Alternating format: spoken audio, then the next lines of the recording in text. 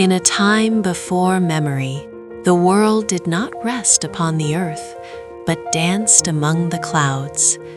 The wind was not merely air, but a living breath that connected every living thing, from the smallest blade of grass to the soaring leviathans of the sky. Here, amidst the silence of the morning mist, a story of forgotten balance begins. Kalin listened not with his ears, but with his spirit.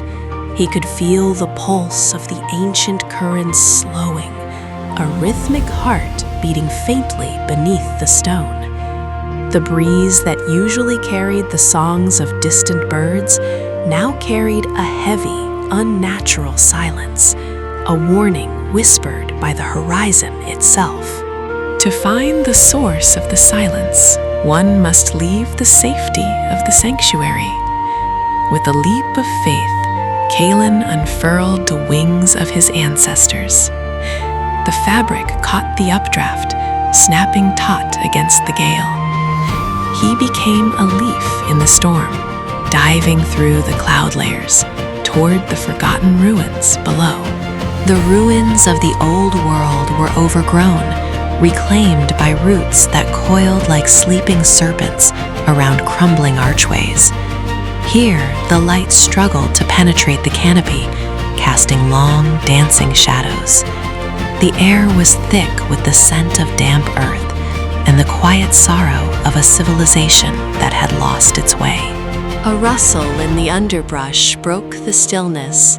It was not the wind, but a presence, sharp, watchful, and ancient.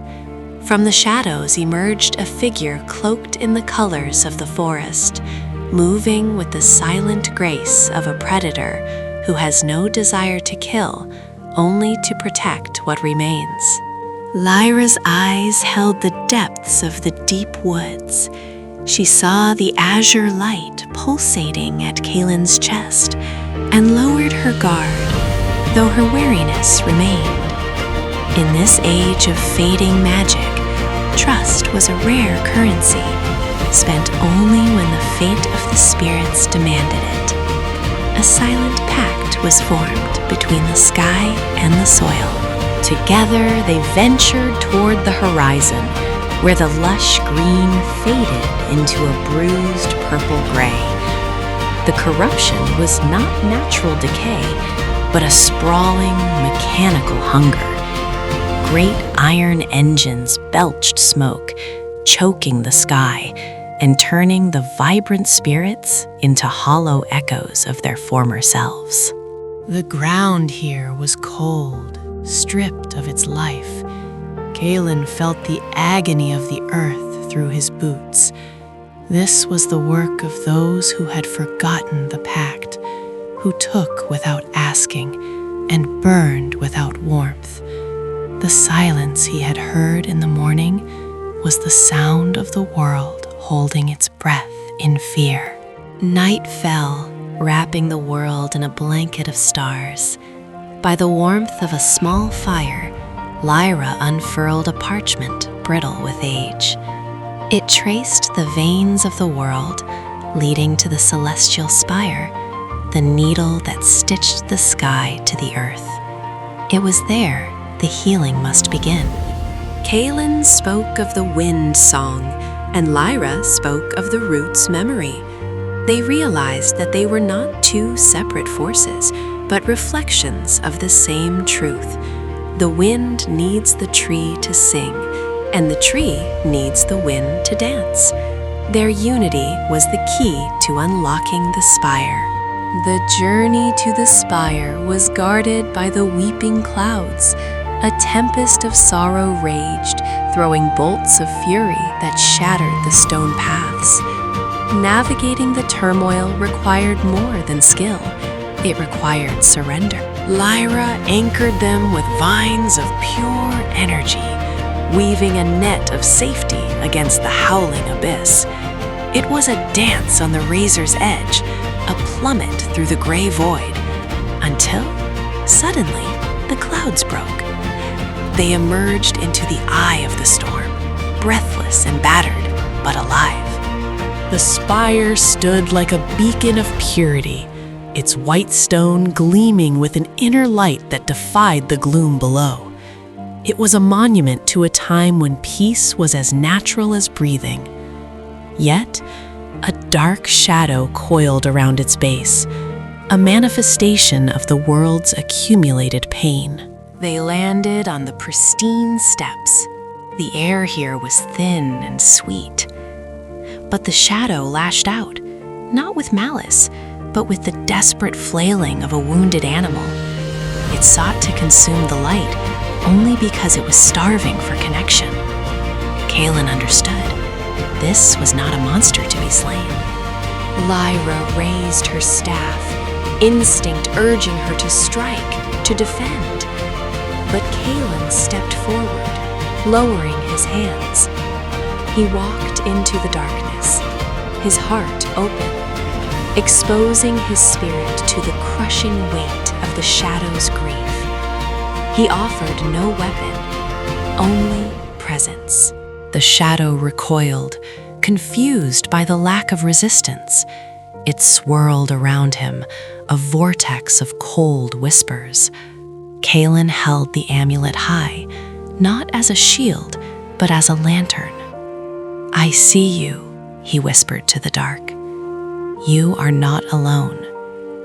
The light began to pulse, matching the heartbeat of the shadow. A blinding brilliance erupted, not of fire, but of washing water and clearing wind.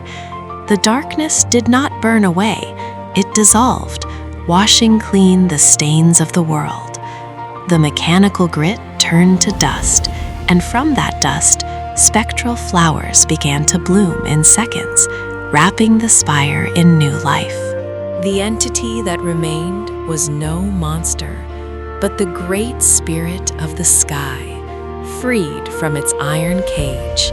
It rose, a majestic dragon of pearlescent scales and flowing whiskers, roaring a sound that was pure harmony. The song of the world returned, vibrant and whole. Below them, the change cascaded across the lands. The factories fell silent, overtaken by creeping ivy. The gray skies cleared to a brilliant azure, and the floating islands settled into a gentle, rhythmic bobbing.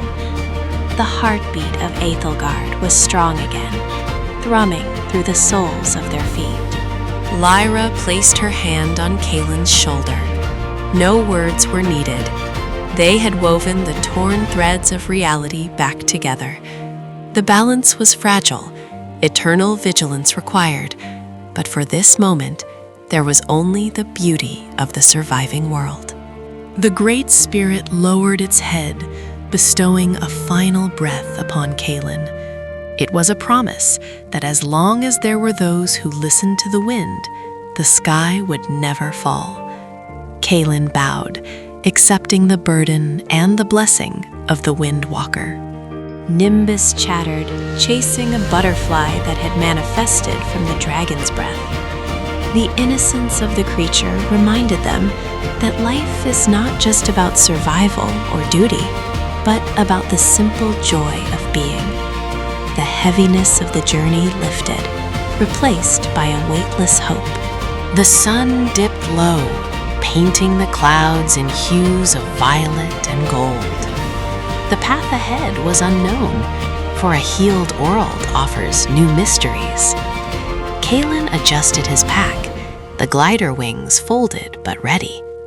The destination mattered less than the company kept. And so, the Windwalker and the Guardian stepped into the twilight, their silhouettes framed against the endless sky. The story of the healing was over. The story of the living had just begun. The wind whispered their names, carrying them into tomorrow.